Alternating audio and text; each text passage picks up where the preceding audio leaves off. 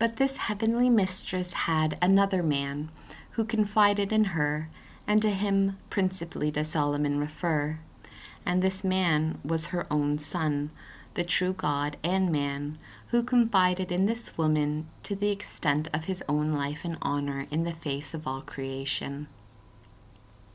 In this confidence was included the greatness of both these, his life and his honor. For neither God could confide more to her, nor could she correspond better, so as to assure him of superabundant return.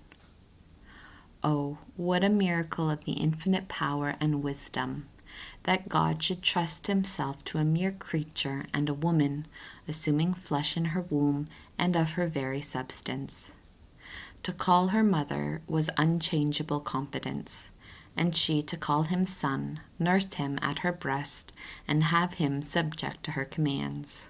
That she should be his coadjutrix in the rescue and restoration of the world, the depositary of the divinity, the dispensatrix of his infinite treasures, and of the merits of his most holy Son, and of all the merits of his life, his miracles, his preaching, his death, and of all the other mysteries.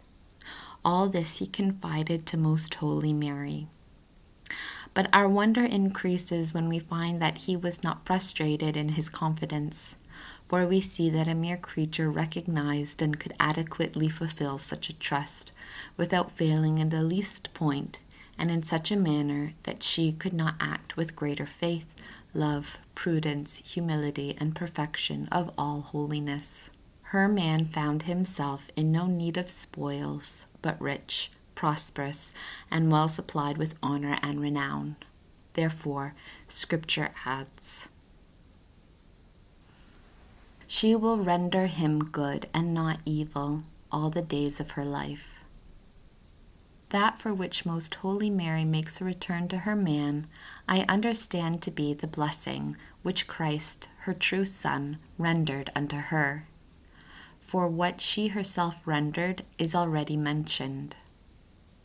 The equity which the Lord observes in remunerating with the greatest blessings and favors even the smallest good deed will enable us to form some idea of those which flowed from the divine power upon our Queen during her life.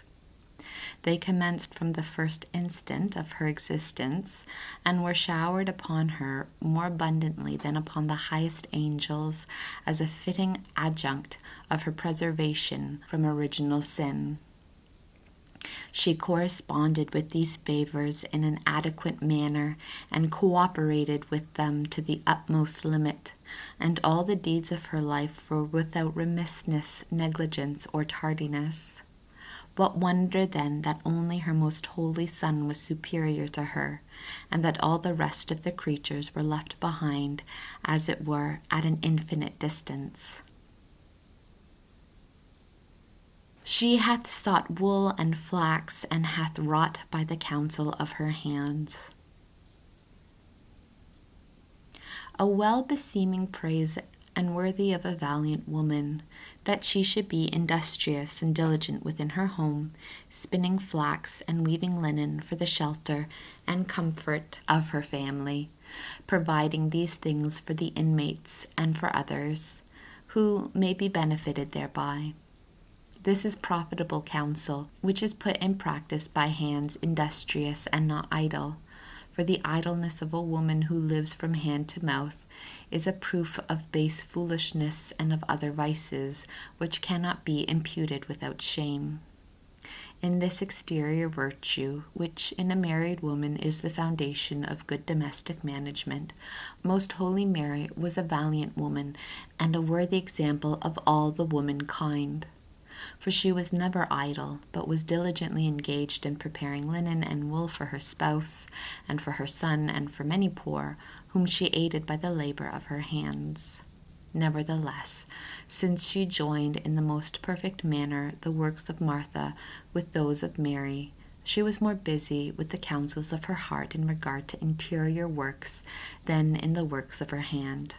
preserving the memory of the divine visions and the sayings of the Holy Scriptures, she was never interiorly at leisure, but continued to utilize and increase the gifts and virtues of her soul. Accordingly, the text continues. She is like the merchant ship, she bringeth her bread from afar. As this visible world is called an unquiet and stormy sea, those that live upon it and are tossed about upon it can appropriately be called ships. All are engaged in this navigation in order to earn their bread, namely, the sustenance and the maintenance of this life, which is meant by bread. That vessel brings its bread from the farthest distance, which is farthest from what it is to procure, and that which spends more labor upon it gains the more, since it brings it from afar by so much the greater difficulty. There is a sort of agreement between God and man that while they, as servants, cultivate the earth and work upon it in the sweat of their brow, making use of the secondary causes by which the Lord of all succours them, the earth in return should sustain man and pay him for his perspiration and labor. What happens in regard to this temporal contract happens also in regard to the spiritual, namely, that he who does not work shall also not eat.